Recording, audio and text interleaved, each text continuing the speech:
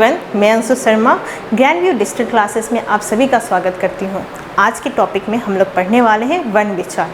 वर्ण विचार पढ़ने से पहले हम समझेंगे कि वर्ण क्या है और हिंदी व्याकरण का वर्ण विचार बेस माना जाता है। ये बहुत ही महत्वपूर्ण है क्योंकि अक्सर कॉम्पिटिटिव एग्जामिनेशन में वर्ण विचार से ज़्यादातर क्वेश्चन पूछे जाते हैं। ठीक है, सो वर्ण विचार पढ़ने से पहले हम जानेंगे कि ध्वनि क्या है। ध्वनि मनुष्य पशु दोनों की ध्वनि होती है। निर्जीव वस्तु की भी ध्वनि हो सकती है, जैसे हम कुर्सी को यहाँ से वहाँ अगर खसका के लेके जाते हैं तो उससे भी आवाज़ निकलती है, पशुओं से भी आवाज़ निकलती है, मनुष्य से भी। मनुष्य अगर सोता है और खर्राटा मारता है तो खर्राटे की भी आवाज़ है, ठीक है, उसके चलने की भी आवाज़ होती है। तो ये जो ध्वनियाँ निकलती हैं, अब हर ध्वनियाँ को तो हम लिख तो नहीं सकते हैं। मनुष्य जो ध्वनि निकालता है, जब वो सोच समझ के कुछ बोलता है, उसके मुख से जो ध्वनि निकलती है, जब वो अपनी भावनाएं व्यक्त करता है, वो भावनाएं व्यक्त करने के समय जो ध्वनि निकलती है, उस ध्वनि को अगर हम लिखते हैं, उसको एक लिखित रूप देते हैं, तो वो कहलाता है वर्ण। अर्थात वर्ण क्या है? ध्वनि है। ध्वनि शब्दों की आधारशिला होती है, जिसके बिना शब्द की कल्पना नहीं की जा सकती। मनुष्य की जो व्याघ्रेंद्रियाँ होती हैं, उसके द्वारा व्यक्त ध्वनियों के लिखित रूप को ही हम कहते हैं वर्ण। वर्ण जो है, हिंदी की जो लिपि है देवनागरी, ठीक है। बहुत पहले लोग मौखिक मतलब मुंह से बोलते थे और उसको लिखते नहीं थे। पहले लिखने की प्रचलन नहीं थी। जब वो बोलते थे तो मुंह से बोला हो गया, मतलब लोग भूल जाते थे कि उसने क्या बोला। जब लिखने की शैली शुरुआत हुई, लिखने की जब शैली शुरुआत की गई, तो ये क्यों की गई? क्योंकि जब मनुष्य अपनी ध्वनियाँ निकालता या कुछ बोलता था तो उसको सुरक्षित रखने के लिए एक भाषा का सहायता लिया गया, एक चिन्हों का सहायता लिया गया। ये चिन्ह क्या है? अलग अलग भाषाएं की अलग अलग लिपियां होती हैं और हिंदी की लिपि देवनागरी है। ये जो देवनागरी है, ये जिस चिन्ह में, मैंने आपको पिछले क्लासेस में बताया था कि जिस सिंबल में हम लिखते हैं, ठीक है, हिंदी का जो सिंबल हम यूज करते हैं, जो सिंबल है वो हमारा लिपि है, स्क्रिप्ट है, ठीक है, वो देवनागरी लिपि है, ठीक है। सो देवनागरी लिपि में हम जो ध्वनियों को लिखते हैं, जो वर्ण हमारे निकलते हैं, जैसे क, ये लिखने का एक तरीका है कि क को हमने इस तरीके से लिखा। तो ये क्या है? ध्वनियों को जब हमने एक चिन्ह के रूप में लिख दिया कि ये क है, इसको क्या बोलेंगे? क, ठीक है। तो ये क्या हो गया? वर्ण। वर्ण जो है, वर्ण शब्द भाषा की ध्वनियों के मौखिक और लिखित दोनों रूपों को बताता है। अगर मैं बोल रही हूँ तो इसमें भी तो वर्ण का यूज है ना, तो ये मौखिक को भी बताता है और लिखित रूप को भी बताता है। जब हम लिखते हैं, यहाँ पे मैं कुछ लिख रही हूँ तो ये लिखित रूप को भी बता रहा है। ओके, देवनागरी लिपि के सभी वर्ण, जितने भी वर्ण हैं, सबको क्या बोला जाता है? अक्षर या सिलेबल, ठीक है। वर्ण उस मूल ध्वनि को कहते हैं, आप ऐसे भी परिभाषा दे सकते हो, जिसके खंड ना हो। वर्णों के व्यवस्थित जो समूह होते हैं, जैसे अगर मैंने क, ग, घ, क्या ये अकॉर्डिंग है? सीरियल वाइज है? नहीं। अगर मैं ये लिखूं क, ख, ग, घ, ये क्या है? इसको हम कहेंगे वर्णमाला, क्योंकि वर्णों के क्रमबद्ध समूह, यानी उसको सुव्यवस्थित अगर कर दिया जाए तो वो कहलाता है वर्णमाला। ओके, हिंदी वर्णमाला में कुल कितने वर्ण हैं? 52 वर्ण हैं, जिसमें से स्वर 11 हैं। कौन कौन से हैं देखते हैं।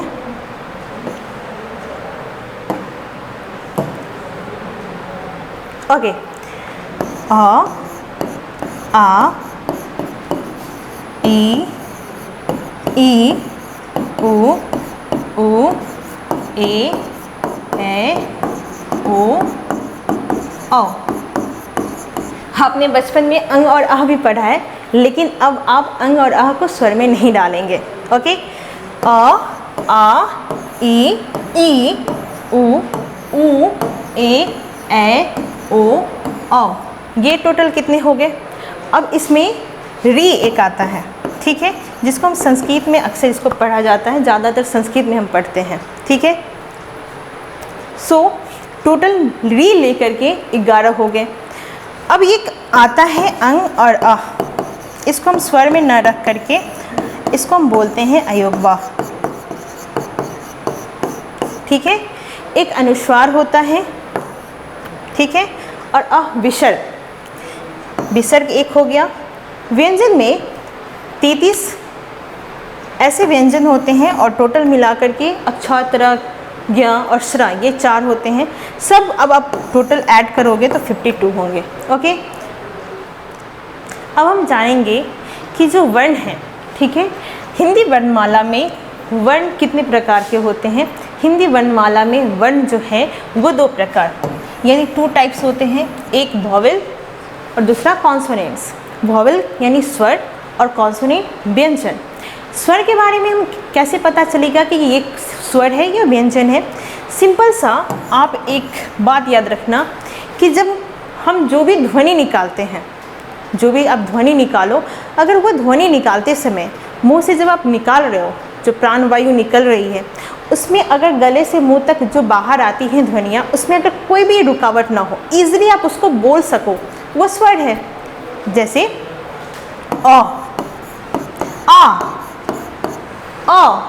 आ, ये स्वतंत्र ध्वनियाँ हैं, मतलब मुंह से आराम से निकल गई, कहीं रुकावट नहीं हुई, ये स्वर है।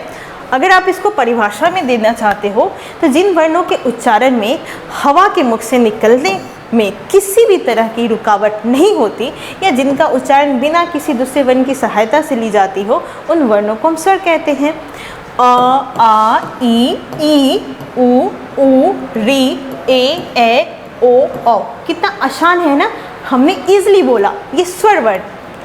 अंग और अ अयोगवाह होते हैं, मैंने अभी अभी बताया, क्योंकि इनका उच्चारण अ की सहायता से ही होता है। मात्रा क्या है? मात्रा व्यंजनों के अनेक प्रकार के उच्चारणों को स्पष्ट करने के लिए हम उनके साथ स्वर का प्रयोग करते हैं या योग होता है उनका। तब स्वर का जो वास्तविक रूप होता है, जो इसका मूल रूप होता है, जो इसका मूल रूप होता है और जिस रूप में ये बदलता है, उसे हम मात्रा कहते हैं। जैसे आ, इसकी मात्रा आकार है ना, अ की कोई मात्रा नहीं होती है, अ की कोई मात्रा नहीं होती है, ठीक है। लेकिन अगर मैं बोलूँ कि क हलन, इसका मतलब क्या है कि इसमें कोई भी स्वर वर्ण नहीं है। अगर इसके साथ हमने अ लगाया तो ये बन गया पूरा क, ठीक है, क। वैसे ही आगे वर्णों की, स्वर वर्णों की, सभी स्वर वर्णों की मात्राएं होती हैं, वह भी हम देखेंगे। तो मात्रा आपने समझा।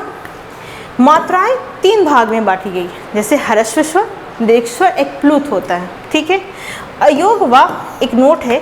अयोगवाह का अर्थ क्या होता है? अयोगवाह योग ना होने पे भी जो साथ में रहे वो अयोगवाह होता है, ठीक है। ये मात्रा है आपकी। मात्राएं पे अगर हम गौर करें तो आ की कोई मात्रा नहीं होती। आ की ये मात्रा है ह्रस्व ई, दीर्घ ई, ह्रस्व उ, दीर्घ उ, री। री का उपयोग ज़्यादातर संस्कृत भाषा में होती है और हिंदी में भी। तो री को बहुत बच्चे गलत करते हैं, गलत उच्चारण करते हैं। सबसे बड़ी गड़बड़ी है कि वो गलत उच्चारण करते हैं। अगर ये लिखा हुआ है गृह ना कि ग्रह, तो ग्रह और गृह में अंतर है। तो री की मात्रा ये है, री की मात्रा ये मात्रा है। अगर क में री की मात्रा लगाएं तो ये क्या बनेगा?